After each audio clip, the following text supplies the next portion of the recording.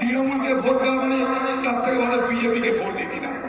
उड़ी दादा, ये क्या बोल दिया?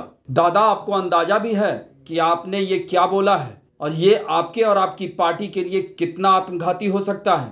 लेकिन अब क्या फायदा, बंदूक से निकली गोली और जुबान से निकली बोली अपना असर तो दिखाती ही है।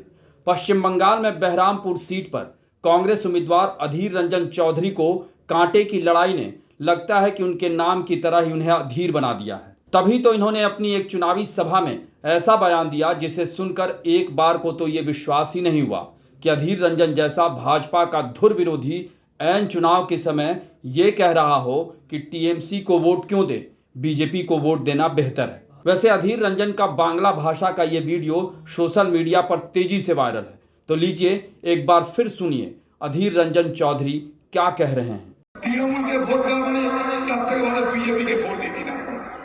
तृणमूल के वोट देওয়া মানে তার থেকে অনেক ভালো बीजेपी के वोट देना। तो सुना आपने, ये अधीर रंजन चौधरी हैं। कांग्रेस के कितने बड़े नेता हैं इसका सबूत इनका लोकसभा में विपक्ष का नेता होना है। यही नहीं, अधीर रंजन गांधी परिवार के इतने करीब हैं कि कांग्रेस को पश्चिम बंगाल में सालों से अधीर रंजन के अलावा कोई चेहरा नजर ही नहीं आया। तभी तो वो सालों से पश्चिम बंगाल प्रदेश कांग्रेस के सर्वे सर्वा बने हुए हैं।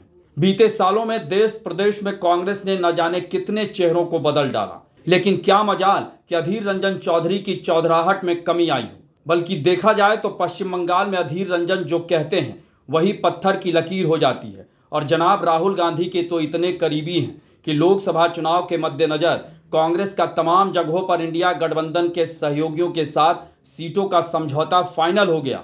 लेकिन पश्चिम बंगाल में अधीर रंजन और ममता बनर्जी के बीच 36 के आंकड़े ने यहां समझौता नहीं होने दिया।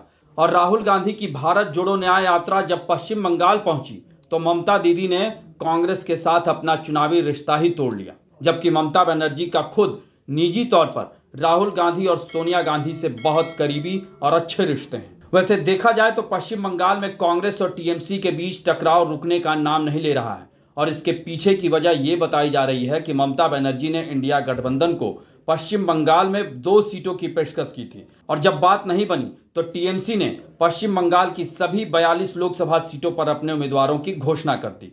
और टीएमसी की इस टूट के पीछे की वजह अधीर रंजन को माना गया था। दरअसल पश्चिम बंगाल की राजनीति में ममता बनर्जी और अधीर रंजन चौधरी के बीच सियासी प्रतिद्वंदिता तब की है जब दोनों नेता कांग्रेस में हुआ करते थे। लेकिन ममता बनर्जी बहुत आगे निकल गए। उन्होंने न सिर्फ कांग्रेस छोड़ी बल्कि अपनी पार्टी तृणमूल कांग्रेस बनाकर पश्चिम बंगाल में कम्युनिस्ट सत्ता को उखाड़कर अपनी सत्ता कायम कर ली। वैसे अधीर रंजन चौधरी को भी कमतर नहीं आंका जाना चाहिए। पश्चिम बंगाल में लाल सलाम की लहर हो, ममता की लहर हो या भगवा लहर, अधीर रंजन 2.5 दशक से बहरामपुर के बॉस बने हुए हैं और 1999 से लेकर अब तक 5 बार इसी सीट से लोकसभा सांसद हैं। 2014 और 2019 में भाजपा की आंधी में भी बहरामपुर से अधीर रंजन चौधरी के जमे पांव को कोई नहीं उखाड़ पाया।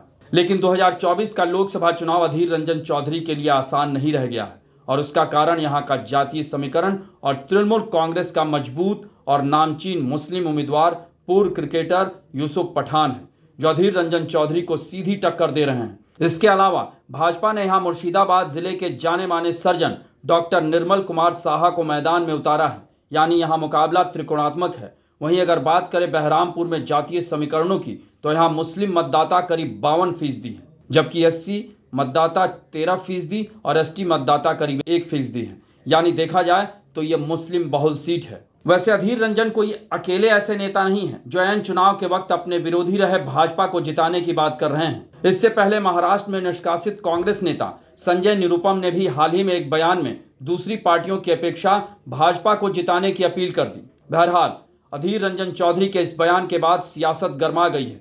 टीएमसी नेता सुष्मिता देव ने तो अधीर रंजन चौधरी को पश्चिम बंगाल में बीजेपी का स्टार कैंपेनर बता दिया है। वैसे देखा जाए तो इस बार कुछ विपक्षी नेता इस तरह के बयान देकर खुद ही भाजपा का प्रचार और उसका फेवर कर रहे हैं। ऐसे में ये देखना दिलचस्प होगा कि इससे भाजपा को कितना फायदा होता है।